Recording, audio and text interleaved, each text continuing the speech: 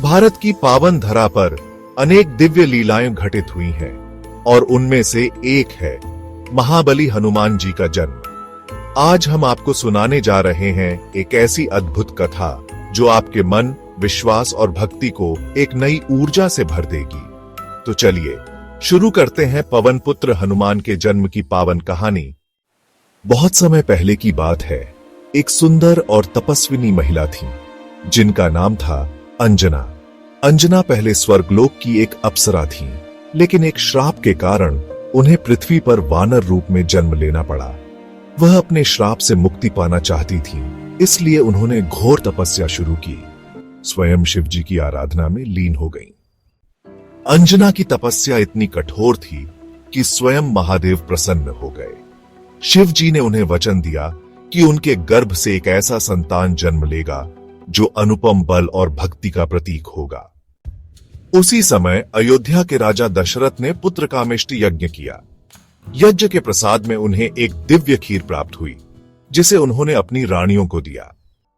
यह सब देवताओं की एक योजना थी। महादेव ने वायुदेव को आदेश दिया कि उस दिव्य खीर का एक अंश अंजना तक पहुंचाया जाए। वायुदेव ने अपनी गति से वह खीर अंजना के समीप पहुंचाई, जिसे अंजना ने भोग रूप में ग्रहण किया। कुछ समय बाद अंजना ने एक अलौकिक संतान को जन्म दिया, एक ऐसा शिशु जिसका मुख तेज से चमक रहा था और जिसके शरीर में अपार बल था। यही थे पवन पुत्र हनुमान। हनुमान बचपन से ही बहुत चंचल थे। एक दिन भूख के मारे उन्होंने सूर्य देव को फल समझकर आकाश में छलांग लगाई। सूर्य देव की ओर बढ़ते हुए हनुमान को इंद्रदेव ने रोका और वज्र से प्रहार किया। यह देखकर वायुदेव क्रोधित हो गए और पृथ्वी से वायु को खींच लिया।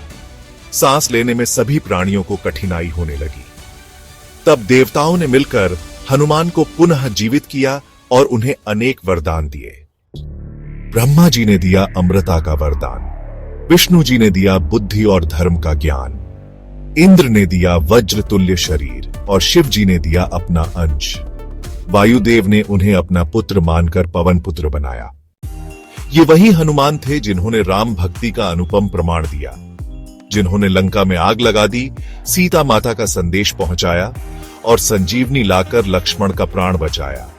उनका जीवन केवल शक्ति का नहीं, भक्ति का भी जीता जागता उदाहरण है।